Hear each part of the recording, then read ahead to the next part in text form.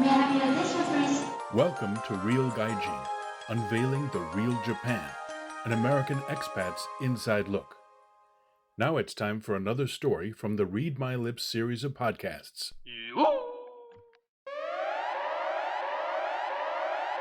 Sharp Edges.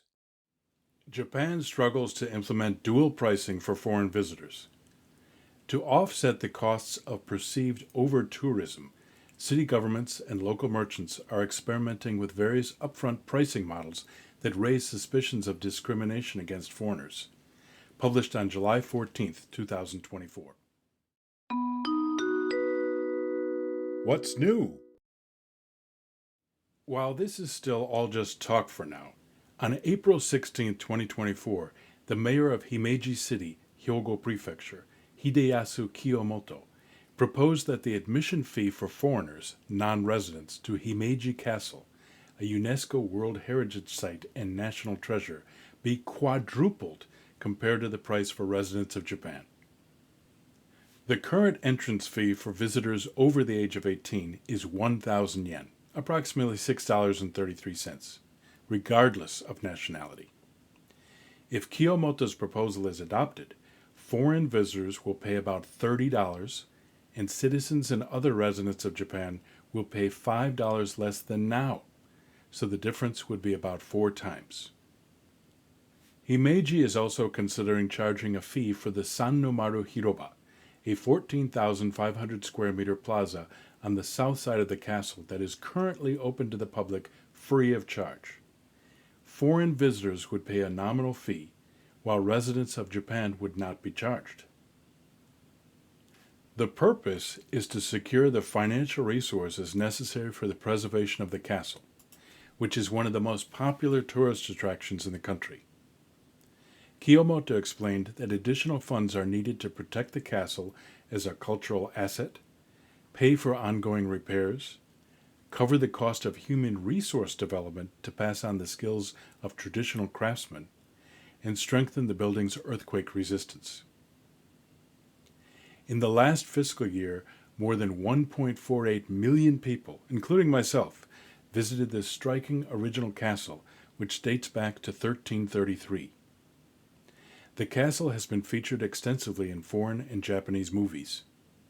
It is a must-see for anyone visiting the country. According to city statistics, the number of foreign visitors to Himeji Castle reached a record high of approximately 452,000 in the last fiscal year, an estimated 30% of the total number of people who visited the castle in the previous 12 months. Why it matters. In the midst of the ongoing dramatic devaluation of the Japanese yen against the US dollar and the euro, this news is the latest development in a series of related stories about whether to implement dual pricing schemes to charge overseas visitors additional fees at a time when many in Japan perceive an increase in over-tourism at certain popular spots around the country. Assuming that a consensus can be reached to implement different price levels based on residency, the method of implementing such a system equitably would need to be considered. Options include posting prices at different levels, providing discounts to a single posted price after verification of residency status, and imposing tourist taxes versus trying to implement site-specific pricing strategies. In the background is the question of who should pay for perceived over-tourism, walking a fine line between impressions of persistent xenophobia and the desire to welcome foreign tourists. State of play. Himeji's dilemma is not unique. Some merchants have already adopted dual pricing policies. Controversial seafood restaurant in Shibuya. In April this year, a seafood izakaya opened in Shibuya, Tokyo, where customers grill and eat seafood themselves. Since its opening, the restaurant has divided its prices between domestic customers, Japanese and foreigners living in Japan, and foreign tourists visiting the country. For visiting tourists, for example, the all-you-can-eat, all-you-can-drink price is 6,578 yen, $41.68 for lunch on weekdays, and 7,678 yen, $48.74 for dinner Monday through Friday. Domestic residents receive a discount of 1,100 yen, $6.97 per person off the base price. The double price is posted on the menu at the entrance of the restaurant, and the prices are also displayed separately on their internet reservation screen. I noticed that there was a Japanese resident price when I made a reservation. With the weak yen, there are a lot of foreign tourists, and many restaurants charge prices that seem to be set for foreigners. But I appreciate that Japanese people can get a discount, says a Japanese customer at the restaurant. The restaurant justifies its dual pricing policy by saying that most of its staff have difficulty communicating with foreign visitors, and that many foreigners do not show up despite making reservations in advance. I think it was easier to gain the understanding of our customers because we gave a discount to local residents rather than raising the price of foreign tourists. So far, the Japanese customers have been favorable, and the foreigners who actually enter the restaurant understand the double price, so we haven't had any major problems, says Mr. Naogo Yonemitsu, owner of the restaurant. Alternative to dual pricing schemes. At an okonomiyaki restaurant in Hiroshima, every Friday night has been designated as Prefectural Citizens Day since April this year, and the restaurant has begun to accept only local customers and people who have visited the restaurant in the past on that day each week.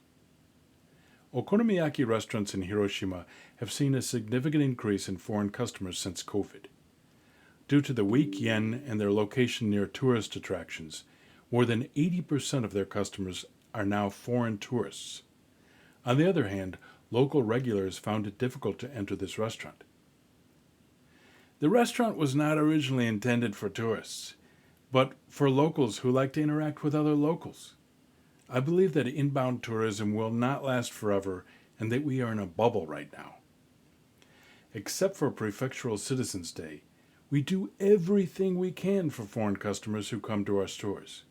We always ask, "Where are you from?" and try to greet them in their native language, says okonomiyaki restaurant owner in Hiroshima.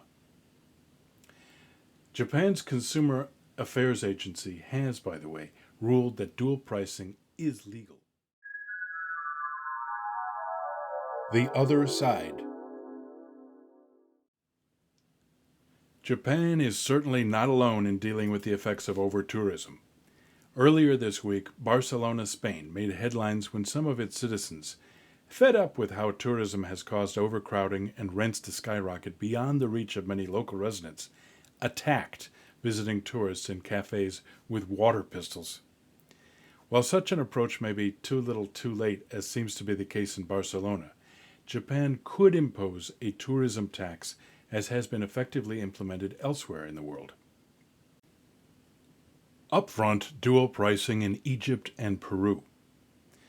The entrance fee to the Pyramids of Giza, Egypt's largest tourist attraction, is currently 60 Egyptian pounds, $1.25 or 197 yen, for local and Arab tourists, while the fee for other foreign tourists is 9 times higher at 540 Egyptian pounds, $11.26 or 1,777 yen. Students can enter for half price. The entrance fee to Machu Picchu, a World Heritage Site in Peru, South America, varies depending upon whether you are a resident of Peru, Colombia, Ecuador, and Bolivia, or another foreign country. The general admission fee is $57, 9,996 yen, but residents of these 4 South American countries only need to pay $28, 4,419 yen.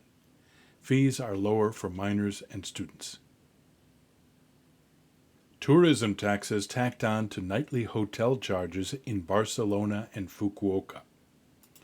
In Barcelona, one of Europe's leading tourist cities, 3.25 euros, $3.55 or 5.60 yen per night per person is added to the accommodation fee for tourists staying in hotels and other facilities. Since April 1st, 2020, the city of Fukuoka in Kyushu has imposed a similar accommodation tax of a flat 200 yen, $1.27 per night per person for total room costs of less than 20,000 yen, $126.70 per night, and 500 yen, or $3.17 per night per person for hotel rooms costing more. Flat rate charged at the airport in Bali and Bhutan. In the Indonesian tourist mecca of Bali, a tourist tax was introduced in February this year to protect its beautiful beaches and temples and to fund tourist services. Foreign tourists pay 150,000 rupiah, $9.31 or 1,469 yen, through a special website or at a counter set up at the airport. In the Himalayan kingdom of Bhutan, the government raised the tourism tax from $65, 10,259 yen, to $200, 31,565 yen per day per person last year to control the growing number of tourists and earn foreign exchange. However, since the number of tourists last year was only a third of what it was before COVID, the government subsequently cut the tax in half to $100, 15,783 yen. That's still pretty hefty, but it can be positioned as a contribution. Commentary. In principle, implementing a surcharge to help offset the rising costs of handling the recent influx of foreign visitors to Japan seems reasonable. However, I am opposed to doing this in a piecemeal fashion with separate schemes for both public and private venues, such as museums, restaurants, and other tourist attractions. The potential for sending the wrong message could be mitigated by providing a concise, straightforward explanation to justify the fee. By normalizing and effectively validating a confusing hodgepodge of dual pricing schemes, discounts, flat fees for certain merchants and tourist sites, etc., Japan is setting itself up for the potential misperception of discrimination against foreigners. As a long-term permanent resident of Japan, I also do not want to have to constantly show my ID everywhere I go in Japan.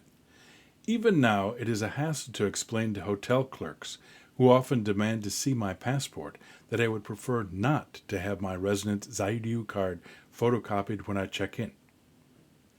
On the spectrum of possible solutions, I fall into the camp of charging a fairly sizable flat tourist tax at the airport, as the Kingdom of Bhutan has done, with some sort of exemption for business travelers. It could also be paid online through a special app or even built into the price of an international airline or cruise ship ticket like a fuel surcharge. Such an approach could be clearly explained in multiple languages on a variety of media to ensure a clear, easy-to-understand message justifying the surcharge. Perhaps a fee of 5,000 yen, $31.67 per person per night, might be considered reasonable. If someone can come up with a way to distinguish short-term business travel from leisure travel by non-resident foreigners, that would be best. If not, then charge business travelers as well. This approach would be a relatively simple means of generating additional tax revenue that would not require an overly burdensome collection mechanism. Even after reducing the initial fee by 50%, the Bhutanese government was right to make a bold statement by imposing a significant fee to cover the ongoing costs of supporting infrastructure maintenance and improvements. The key, however, is how the Kingdom of Bhutan distributes this tax revenue to its tourism sector. If an equitable approach can be implemented, such a program could be used to streamline how funds are channeled to the tourism industry. A cost-effective solution would be to manage the distribution of funds through tax credits. To sustainably reduce the perceived negative impact of over-tourism, it is more important to improve the management of visitor flows across the country. This can include spreading out tourists by promoting lesser-known destinations and attractions within a region, or using time-based ticketing to avoid overcrowding at popular sites. What do you think? Should Japan introduce dual pricing for non-resident foreign visitors to offset the costs of perceived over-tourism? Would a tourist tax be a better solution? How about something else? All responses are completely anonymous, even to the author. お疲れ様でした。 Thanks for watching and or listening to another story from the Read My Lips series of podcasts on Real Gaijin. Tell us what you think and be sure to tune in again next time.